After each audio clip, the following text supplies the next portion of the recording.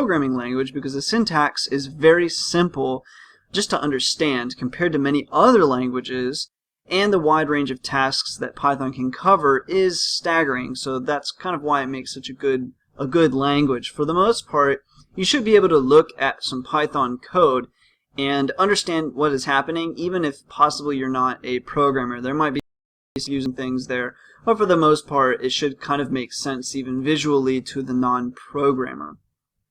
So with Python, you can do all sorts of things, data analysis, visualization, to robotics, to web design, and a whole lot more. So Python is a scripting language, and it's interpreted at runtime. So a scripting language just means that the program is read line by line. This means that any errors, besides any syntax errors, these errors are going to not be discovered until the program goes line by line through the program and will basically run all of the lines until the error, and then it will finally arrive to the error and throw the error, as opposed to compiled languages where they're compiled at run, and if there's an error somewhere in the program, it's going to show right at the compiling of it.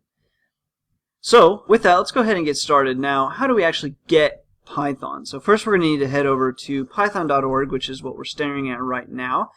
And if you come here, it may look a little different depending on when you actually show up to the series. If you're watching the series right now, the current version for me is Python 3.4, but you might be watching this and maybe 8 is out, for example. As long as it's Python 3 something, everything should be similar.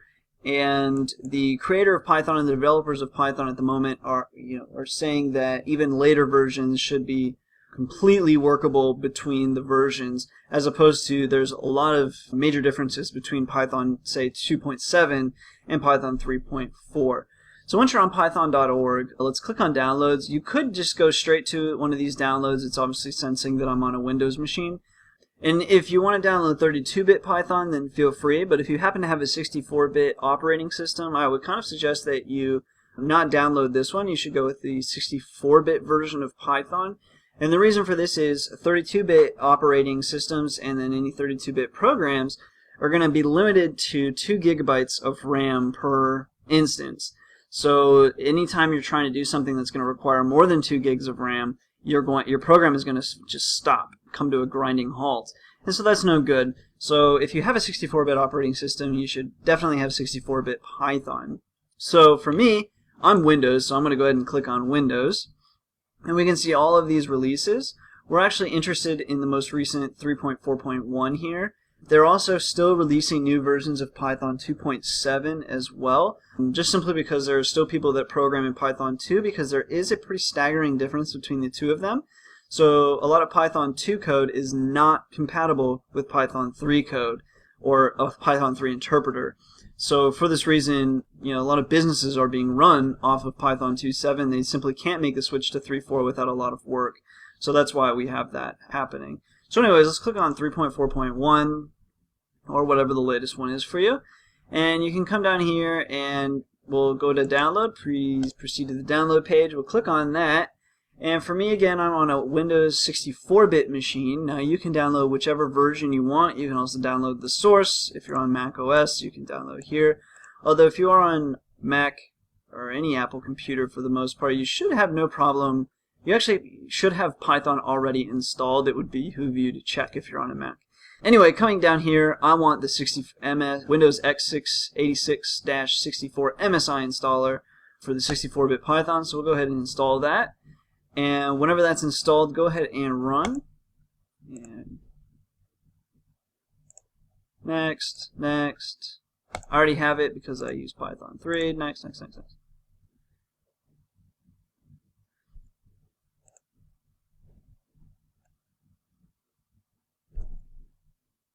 This should pop up here. We get some like pip and all that setup tools. It looks like it installed. Finish.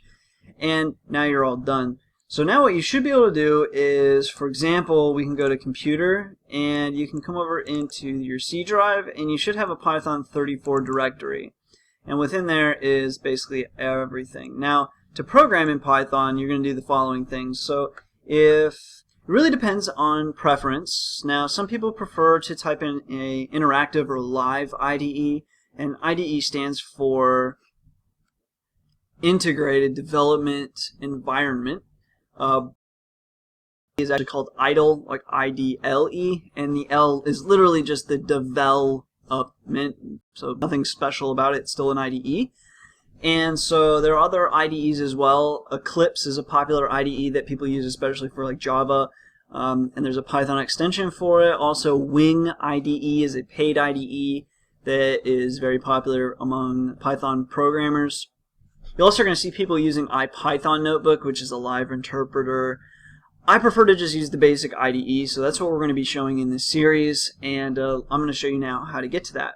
So if you've installed Python 3, what you're going to want to do is go to your start bar, and then you click on All Programs, and then you should have Python 34, and if you come down you should see idle, and then in parentheses Python GUI. Click on that, and up should pop something that looks like this. Now this is basically it is a Python shell, and it's a live interpreter, so you can type stuff into here and it's going to basically input this into the Python and be interpreted as Python code. So if we just enter this isn't very valid code, so if we hit enter we actually get an error and it says that's not defined because it was expecting it to be a variable. But now we can actually, let's type our very first program just to kind of show off this interpreter here. And for now we're just going to have it output something to console, so we're going to use this print statement, and we'll cover that a little bit more in the next chapter here. But for now, print and then put two round brackets here and then two quotes, and let's just do a simple hello world. Now when you've done that, we can hit enter and we see that the output is hello world. So this is just a simple print statement, but it basically is showing the live nature here. So after we finish this line, it basically threw out, this was your input line, this is your output line.